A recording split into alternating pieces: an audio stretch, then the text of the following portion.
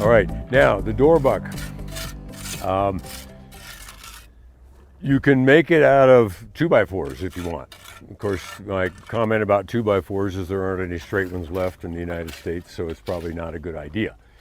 But 2x6s is kind of a standard. And then you have a detail that you'll have to deal with in the plaster to cover up that buck. We went for 2x10s here, so we don't have a whole lot of detail work inside around the door. It's just this is a bagnio after all, and so that will be the finished product in there. So we paid a little bit more money for 2x10s, but we're good. Now it's real important that this is plumb, so we want to put a level on it. He's getting a shim for it. So. Okay, and shim it, yeah. Always a step ahead, Austin. And is this pressure treated? No. You're using? Or? No, it's not. It's not. And the reason it's not is that you need pressure treated if the wood is in contact with concrete that is in contact with the ground. Oh. Okay? I tore into an old adobe house in El Rito, New Mexico many years ago that had been there for 150 years. And they had used wooden window bucks, but they were buried in earth and plaster and had adobes up next to them. And when you tore into it, the wood looked just like this. Wow. You know, because the clay, it's, as I've said several times, we're not magic, but almost magic. You know, because it sucks that moisture away from the wood and basically is a preservative. The gussets, these plywood triangles, are to keep the door buck perfectly square. We build it on the ground, we pull our diagonals, we get it perfect, then we put the gussets on it so it stays that way. You could brace it off by putting something from here to here and save it, but then you lost the door. You know, so I prefer the little triangles. Same thing on the windows. You could brace them diagonally, but if you do the corners, then you can still pass stuff through the window.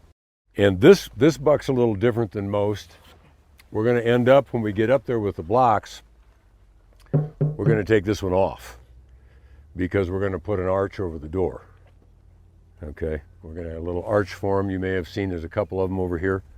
The little one is for this door, the big one's for the roof.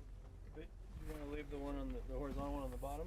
No, we'll take it out too, probably, and put some kind of threshold here depending on where we end up inside. The idea is to end up inside flush with the top of the concrete with our earthen floor. We're just going to use earth blocks for the, why not? I was thinking we would do it after the fact, and I remember we have to have it in before the toilet parts go in. So we'll be doing that soon. Okay, do we have a level handy anywhere? Yeah. Oh, there we go. Did you check that door buck? He's getting Oh, the shim. He's getting the shim. Okay. Now, frequently we'll brace these off, you know, something from the top down to the ground to keep it plumb. But the braces are kind of a pain in construction because you have to move around them all the time. You're moving around the building, you got to go out around the brace and all that kind of stuff. That's why we like these kind of braces on the story poles, because they're tight to the building, and you're walking around the building or taking a wheelbarrow around the building or driving a skid steer around the building, whatever. You don't have to go out around the braces. Same thing with the door. And if we can just keep it plumb for a couple of courses manually, then we can screw it right into the blocks and we're good to go. And then as we move up, about every 3 courses, we'll screw it again. And each time we do, we double check and we're plumbing it all the way up so that when we get done, it's perfectly plumb.